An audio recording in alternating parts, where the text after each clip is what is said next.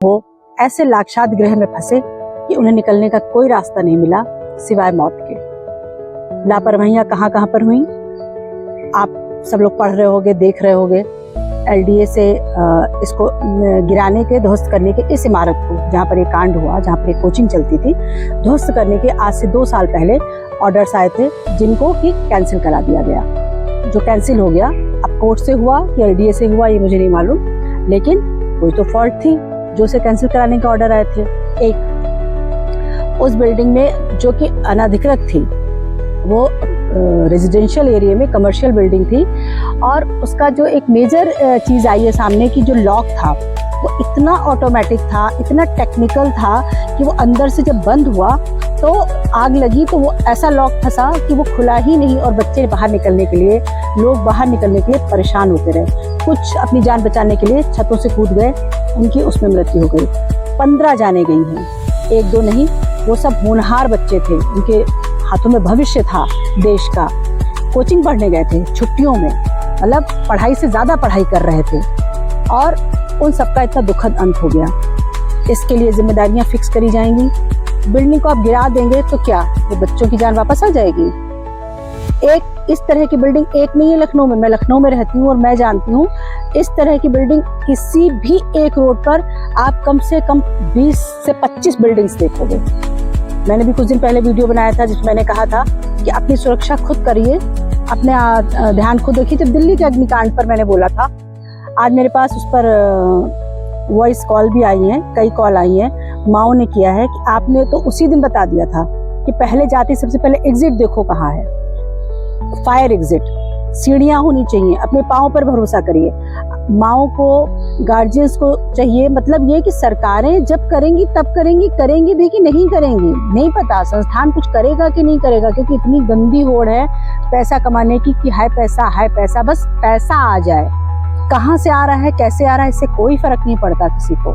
इसलिए अपनी जान बचाइए। कुछ पॉइंट्स हैं जो मैं फिर से बता रही हूँ। आप किसी जगह पर जहाँ कुछ घंटे गुजारने जा रहे हैं, कुछ समय के लिए बैठने जा रहे हैं, चाहे वो रेस्टोरेंट हो, चाहे वो इसी की तरह से शैक्षिक संस्थान हो, चाहे कोई क्लब हो, चाहे कोई पब हो, सबसे पहले आप ये देखो कि अगर ऐसी कोई दुर्घटना घटती है तो हम भागने से कहाँ से सक्षम होंगे। सिनेमा हॉल हो, भीड़ से बचना चाहिए, मतलब सबसे पहले आप एग्जिट देखिए। एग्जिट में लिफ्ट नहीं, सीढ़ियाँ देखिए। अगर हो सके तो बहुत ज़्यादा ऊंचाई पर मत जाइए ज़्यादा देर के लिए, क्योंकि अगर वहाँ सीढ़ियाँ हैं भी तो आप 17 माले से कब तक उतरेंगे, कितनी देर उतरेंगे, और क्या आपके पैर जवाब नहीं देंगे? तो बहुत ऊंचाई पर मत जाइए, बहुत गहराई में मत जाइए, यानी कि -1, -2, -3 में बहुत समय मत गुजारिए। एग्जिट पॉइंट देखिए, लॉक देखिए, जो एक नया सबक मिला है। हर घर की, हर जगह की कम से कम 2 दरवाजे होने चाहिए, एक एंट्री का, एक एग्जिट का। किसी भी, मैंने अपने घर में एक एक्स्ट्रा बनवाया है, था नहीं, एक बनवाया है कि खुदा न खास्ता कोई बात हो, एक जाम लग जाए, लॉक हो जाए किसी वजह से, तो आप दूसरे दरवाजे से बाहर जा सकते हैं। फायर की सिचुएशंस देख लीजिए। आप कोई एडवेंचरस गेम खेलने जा रहे हैं तो पहले आप ये देखिए कि ये झूला टूटेगा तो क्या सुरक्षा है इनके पास, उसका मेंटेनेंस कब कब होता है, नहीं होता है। हमारे देश में जान बहुत सस्ती चीज़ है, बहुत सस्ती है जान।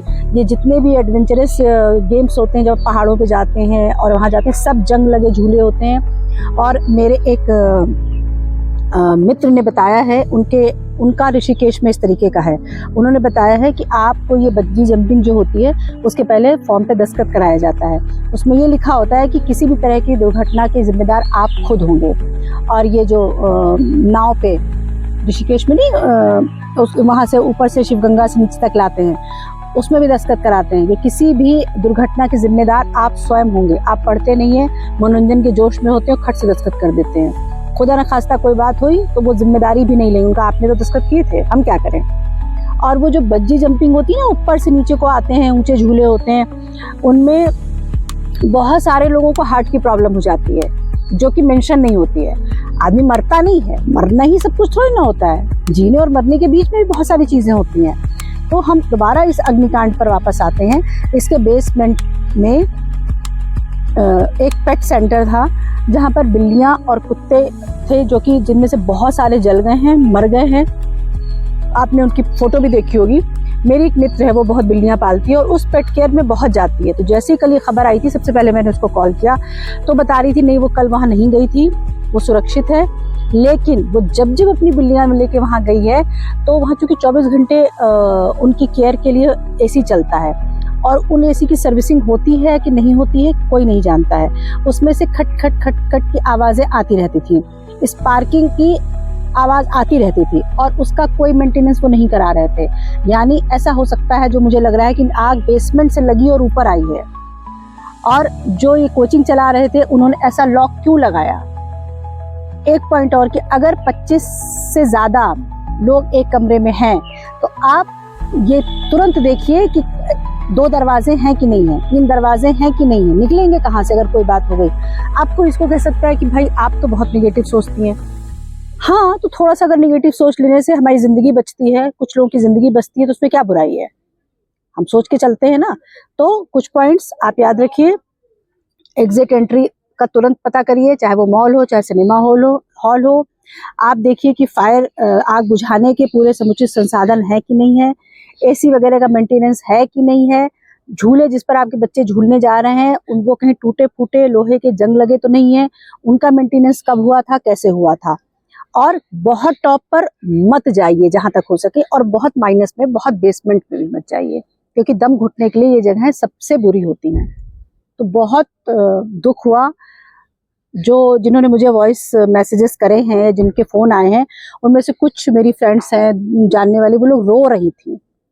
जो किसी बच्चे की माँ होगी उससे पूछो कि क्या बीती होगी उसके ऊपर। तो ये सुविधाएं, ये सावधानियां आप अपने बच्चों को सिखाइए और आप भी सावधान रहिए। अपनी जान अपने हाथ में है, उसकी सुरक्षा किसी सरकार पे, किसी पे भरोसा मत करिए, किसी संस्थान पे भरोसा मत करिए।